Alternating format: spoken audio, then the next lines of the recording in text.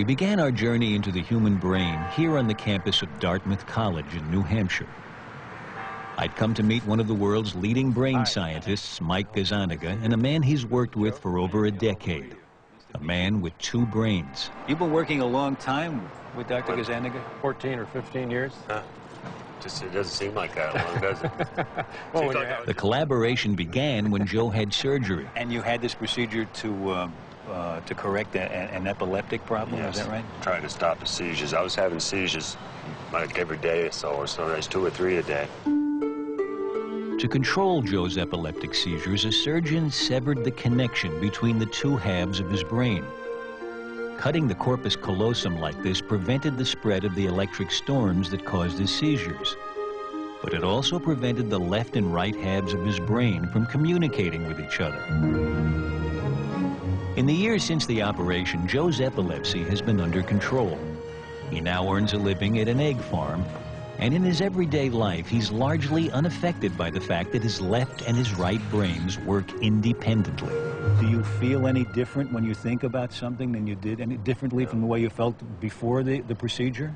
It's just got a backup brain, that's all. That's something everybody could use, right? I found out how true that was right away when I was asked to draw a different shape with each hand. In a brain like mine, roughly speaking normal, at least all in one piece, the left half of my brain controls the right side of my body, while the right brain controls the left side. Oh, no. But because the two halves are connected, Nothing wrong with that. getting each hand to work independently isn't easy. well, we're seeing the fact that Alan's hemispheres are connected, and that the motor messages from one are confusing the motor messages in the other. I was just drawing an upside-down duck. Okay. But when Joe is given the same task, his two hands operate as if controlled by two separate brains. What's happening is that each half of Joe's brain is given a separate instruction. He's asked to fix his eyes on the cross in the center of the screen. Anything flashed to the right of the cross goes only to his left hemisphere. Things to the left go to his right hemisphere. Because the two don't communicate, each hand does only what its half of the brain sees. Wow, look at that. It's really like two different people doing the same. That's right. Same task. That's the idea. Okay, Joe, I want you to keep your hands out in front In of an you. experiment that's now a classic in brain research, Mike Gazzaniga over 30 years ago used a similar setup to find out if the two halves of the brain are specialized to do different things. Ship. Joe is being flashed a word only to one half of his brain. Words flashed to the right Storm. are seen only by his left brain, and Joe can report seeing those words just fine. Piano. Good. But when a word is flashed to his right brain, Didn't see that. Okay. Joe, I'm going to ask you but now watch what happens. to draw that with your left hand.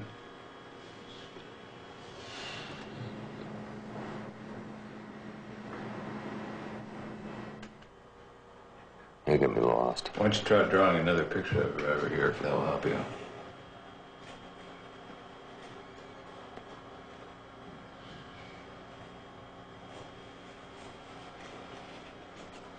Oh, phone.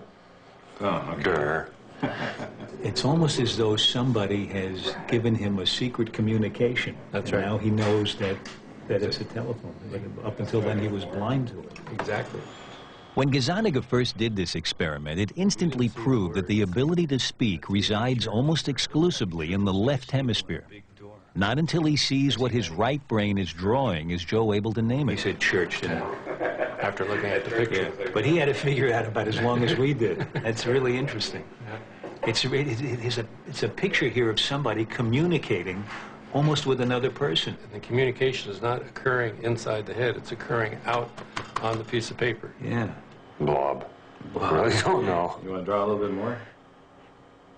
So far, Joe has been seeing only one word. Cat. That's a cat Things get sound. even stranger when he's flashed two words, each to only one half of his brain. The right hemisphere saw toad. Yeah. And so his left hand draws a toad. So there's the toad. Oh, it's a toad. Right. And this time I was able to guess what was coming. Will they put a little three-legged stool in there later, or what? Joe's speaking left brain saw a stool. Saying the word lets the hand that's controlled by his right brain in on the secret. That's great. That's really interesting. And if he had seen that with the corpus callosum intact, he would have drawn a toadstool. Right. Not a toad and a stool. Right, exactly the point. I've been doing this for 35 years. Yeah. And It gets me every time. Yeah, it must. It must. This time, instead of naming the word, I want you to point to the word. Again, Joe sees two words simultaneously. Bell goes to his non-speaking right brain. Music to his speaking left brain. When asked to point to a picture of what he saw, he chooses Bell. But when asked why, Okay, why'd you pick that one? Music. Music? and when asked to explain, It was music and bell, and those few minutes ago, last time I heard any music was coming from the bells out here, banging away. So the bell's outside here. So, look, good enough answer to me. what's extraordinary is that Joe's speaking left brain concocts a plausible story of why he pointed to Bell, even when some of the other pictures more obviously represent music. Gazzaniga believes this determination to find cause and effect, this desire to explain, is the left hemisphere's most marvelous property. One of the unique things to the human brain is this need to interpret why two events occurred. What was the antecedent to this? What caused this? And if you can imagine that a species like us that has that little chip in its brain that asks those questions is going to survive rather well, because it's going to figure out more about the nature of the world than a species that doesn't have that. Okay, Joe, I want you to keep your hand. But as I was about to discover, the right brain has a very useful survival skill all its own. What do you think will happen here? So for you, we're doing a live experiment. Never done it before. The experiment involves the 16th century Italian painter Arcimboldo, who made faces out of fruit, flowers, meat, even books. From other research, there's reason to believe that the ability to recognize faces is located exclusively in the right hemisphere. So Mike wondered if Arcimboldo's paintings would look different to each of Joe's two brains. So will his left hemisphere say, I saw a potato, I didn't see a face? And will his right hemisphere say, I saw the face, and not comment on the fact it was made out of a potato? You're going to see a figure followed by a choice of two words. If this works, it'll be terrific, but we'll see. So here it is, live. Okay? The first painting goes to the right hemisphere. And Joe points to face. Down. The next painting goes to his left brain. And this time he points to fruits. Mike seemed pleased. Are you having a moment? This is too good. Again to the right brain, and Joe sees it as a face. Point it down. But to the left brain, Face made out of books. Point it up.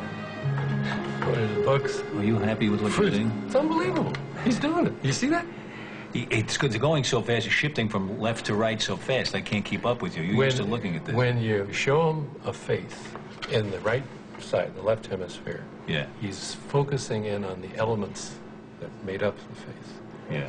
When you show him the exact same picture in the left field, going to the right hemisphere, he's focusing on the face and not the elements. And not the elements. If you came down from another planet and you saw faces and vegetables, you might not think there was much of a difference among them. But the brain seems to be made up in a certain way to say faces are very different from other objects. That's right. And one side of the brain specializes in faces. Exactly right. Exactly right. It is an adaptation that we have to detect upright faces. It's a very important. You can imagine in an evolutionary time that all of a sudden you have the ability to detect quickly an upright face. You want to read the expression on that face. You want to know if it's friend or foe. You want to have a set of questions about that face. the right brain might be skilled at recognizing faces. But when it comes to what gives the human mind its power, the ability to reason, to invent, to interpret the world around it, Mike Gazzaniga's 30 years of research has taught him which hemisphere he wouldn't want to be without. The old phrase around our lab is, don't leave home without your left hemisphere. That's where the action is.